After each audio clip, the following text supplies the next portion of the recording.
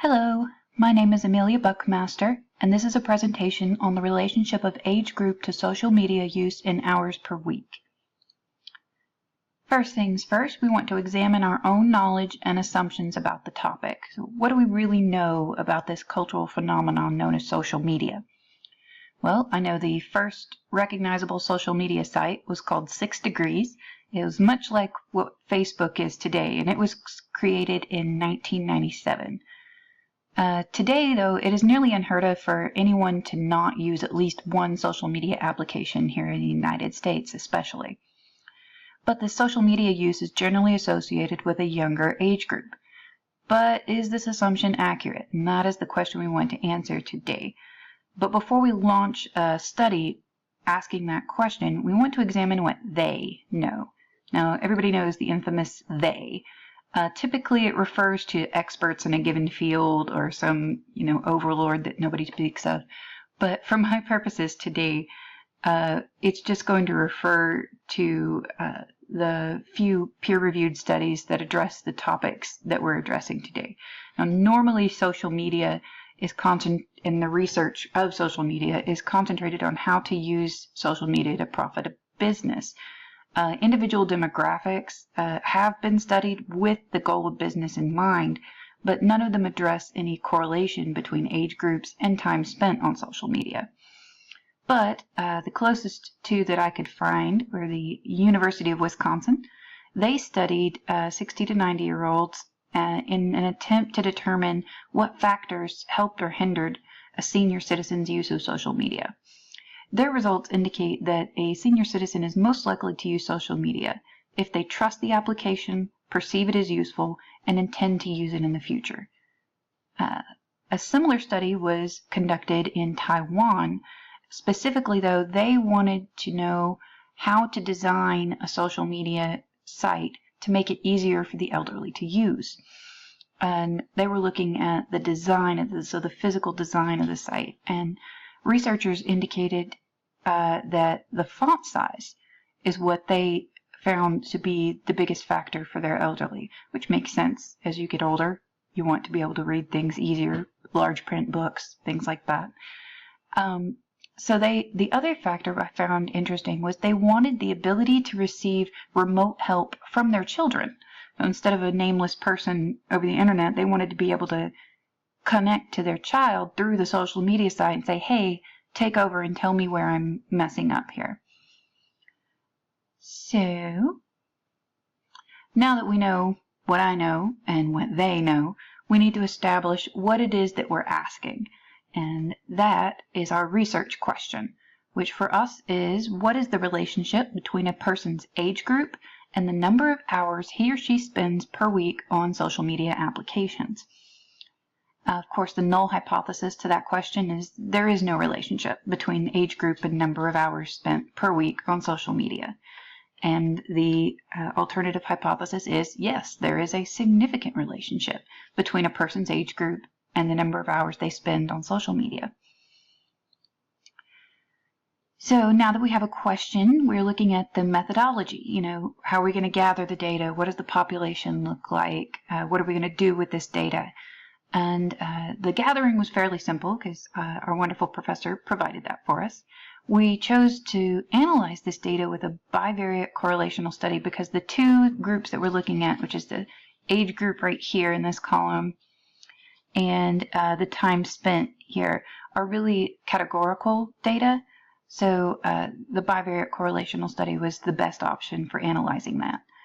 And as I said, the professor did provide the data. It's from a voluntary survey that had 30 participants, but we don't know much more about the population in general that the sample came from.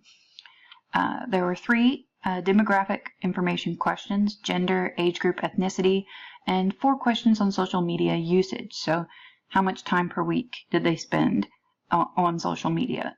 Which application did they prefer? Why did they use this application? What was the main use that you used your social media application for?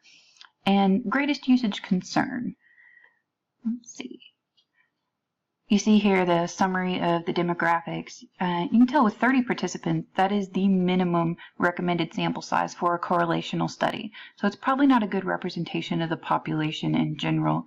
And you can see how this is heavily skewed towards the female side. Ethnicity, heavily skewed towards white users, but that may actually be representative of the population depending on where it's from. And age group, and say we are most interested in age group, but you see we only have 2 people over 50 years old, or 50 to 60, and then 3 more over 61, and we have a ton of people in this 31 to 40 range. So usage questions. This is how we determined what they were using, how long they were using it, why they were using it, and what their concerns were. Twitter seems to have won by a landslide as far as the most popular. Hours on social media per week. 12 people said 7 to 9 hours. That is a healthy chunk of time. That is an average work day right there. Usage of the apps, most people social interaction, keeping up to date, pass the time. We do have 1 person who admitted to using it to stalking someone, Facebook stalking, I imagine. So guilty as charged at some point. Let's see, usage concerns, privacy and security, cyberbullying, scams, security information. All of that is really great to know, but not what we're specifically looking for in this study. We just want to know hours on social media per week compared to their age groups. So in order to find out if there's a relationship there, I created a pivot chart comparing hours of usage per week to the age groups. And of course, it does all this wonderful calculating for me, which I love. And what I did with this is I conducted a chi-square test. Using Microsoft Excel,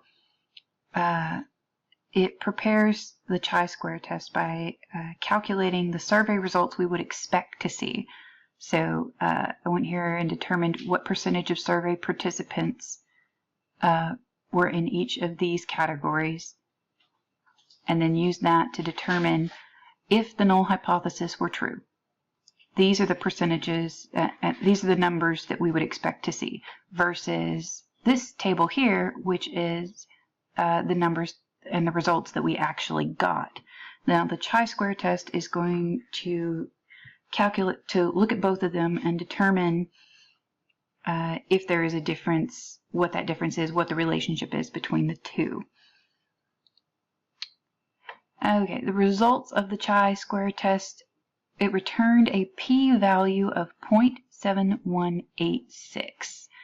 Now, with the chi-square test, our significance level was 0.05. That is the standard significance level for a correlational study. And 0.7186 is much, much higher than 0.05.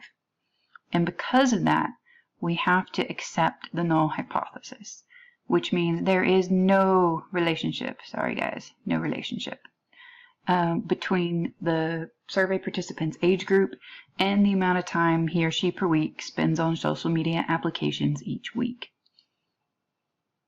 But of course, as we noted in methodology, the sample size was 30, is the minimum recommended for any correlational study.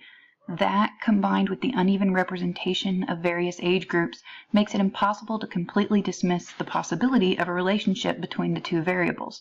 So in the future, studies should include large sample sizes to obtain a more accurate picture of the population being studied. So thank you for listening, and I hope you enjoyed it.